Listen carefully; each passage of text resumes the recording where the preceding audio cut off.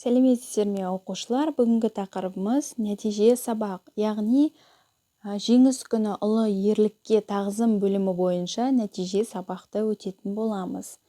Бірінші тапсырма сұрақ жауап түрінде. 5 сұрақ берілген, сұрақтарға толық жауап беруге тырысайық. Ұлы Отан соғысына қанша қазақстандық қатысты? Білеміз бе? Білетін болсақ жазып кетейік, білмесек ғаламтор желісінен ізденіп осы ақпаратты білуге тырысайық. Екінші тапсырма. Ұлы Отан соғысында қазақстандықтар қандай ерлік көрсетті? Ерлік көрсеткен кімдерді білеміз? Есімізге түсіріп көрейікші. Өткен тақырыптарда қандай ерлік көрсеткен қазақстандық батырларды білетін едік? Соларды есімізге түсіріп көрейік. Үшінші сұрақ. Қазақстаннан шыққан қандай батырларды білесіңдер? Яғни осы Ұлы Отан соғысы кезінде Қазақстаннан қандай батырлар шықты? Қандай халық қаһармандары бар? Қандай дәрежелер алды? Есімізге түсірейік. Тағы оқулықта бар. Дәптерлеріңізге қарасаңыздар болады. Төртінші сұрақ. Ұлы Отан соғысына қатысқан туыстарыңыз бар ма? Яғни туысқандарыңыз бар ма? Үйдегі үлкен кісілерден, отбасы мүшелерінен сұрап көріңіздер. Бесінші сұрақ. Ұлы Отан соғысы кезінде Қазақстан туралы не білесіздер? Яғни осы Ұлы Отан соғысы болып жатқан кезде, екінші дүниежүзілік соғыс болып жатқан кезде Қазақстанның жағдайы қандай болды? Барлық ер азаматтары соғысқа кеткен кезде халықтың тұрмыс тіршілігі жағдайы қандай болды? Сол туралы ізденіп білуге тырысыңыздар. Одан кейін екінші тапсырма эссе жазу. Ұлы Отан соғысы кезіндегі балалар өмірі деген тақырыпта эссе жазу қажет. Бұл біздің алдыңғы сабақтағы тыңдалым тапсырмасымен тығыз байланысты. Өйткені біз алдыңғы сабағымызда Фариза Оңғарсынова апамыздың дәл осы тақырыптағы өлеңін тыңдалым тапсырмасында тыңдап, сол бойынша тапсырма орындаған болатынбыз. Соны естеріңізге түсіріңіздер, қосымша ізденіңіздер, өз білетін ақпараттарыңызды қосып толықтырып жазыңыздар. Эссе талаптары: нақты айқындалған кіріспе, негізгі бөлім, қорытынды бөлімнен құралуы шарт. Яғни жұмысыңыз жүйелі болу керек. Тақырыптан ауытқымаған дұрыс.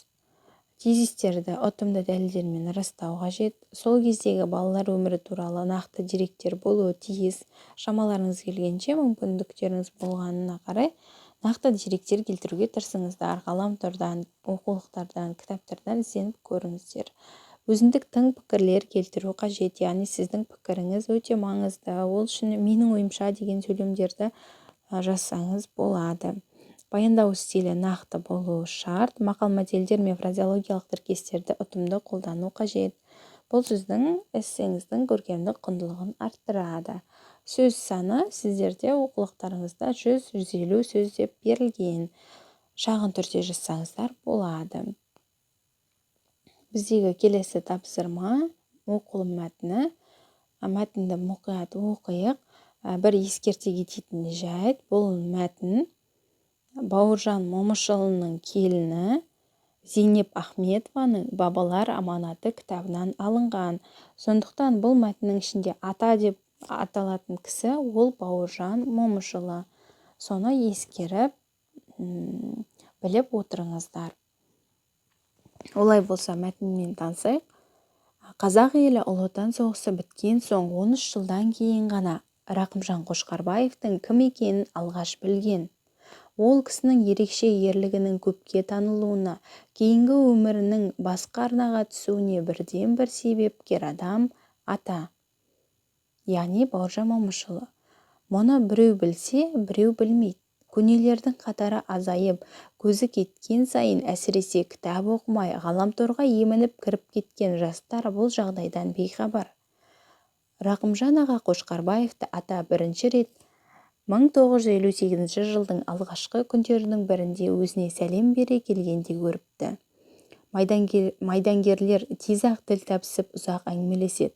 Атаның айтуынша, алғашында сөзі суыртпақтап бастап, бірте-бірте бөгеті ашылған судай ақтарылып, жан жүйесінде жатқан сырын да, ащы шынын да жайып салыпты. Рақымжан аға кете салып, ата Кәкімжан Қазыбаевқа телефон соғып, тез жеткін деп қатаң түрде айтты. Ағасының бұйрығын екі етпейтін әдетімен ол кісі лезде жетеді. Аға келген заматта ата, журналистпін дейсіңдер. Диплом бар деп мақтанасың. Журналистке ең алдымен сезгір жүрек, көреген көз керек. Соғыс біткелі бері 13 жыл өтті. Рақымжандай тарихи адамды күні бүгінге дейін көрмей жүрген не қылған журналистсіңдер? Адам ерлік жасауды жоспарламайды, ерлікті туғызатын сәт болады.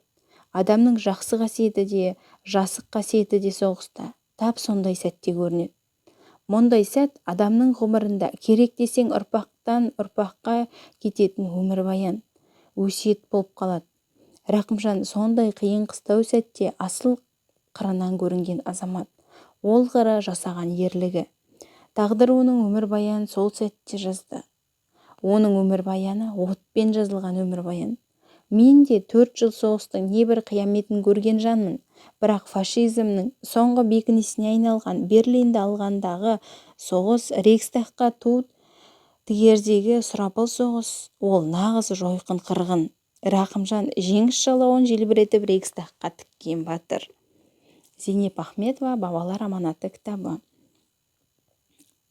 Мәтіннен түсінген болсаңыздар, негізгі кейіпкер Бауыржан Момышұлы және оның Рақымжан Қошқарбаевпен кездесіп әңгімелесуі, одан кейінгі кейіпкер Кәкімжан Қазыбаев туралы.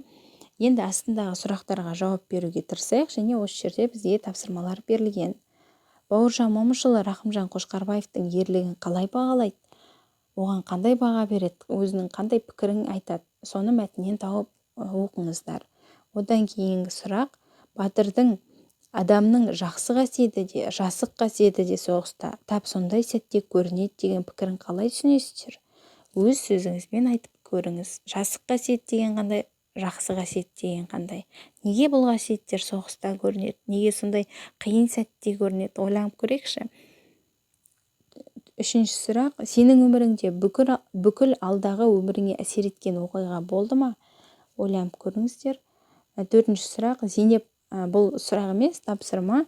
Зейнеп Ахметованың «Бабалар аманаты» кітабын оқып, Бауыржан Момышұлының Рақымжан Қошқарбаевтың ерлігін халыққа қалай танытқанын айтыңыздар. Ғаламтордан іздеп көрсеңіздер болады. Енді қазіргі карантин жағдайында кітапханаға бару мүмкін емес, сондықтан интернеттен іздеп көріңіздер. Мүмкін Бауыржан Момышұлының Рақымжан Қошқарбаевтың ерлігін танытуы деп жазсаңыздар, ақпараттар шығуы мүмкін. Осымен сабағымыз аяқталды. Сау болыңыздар.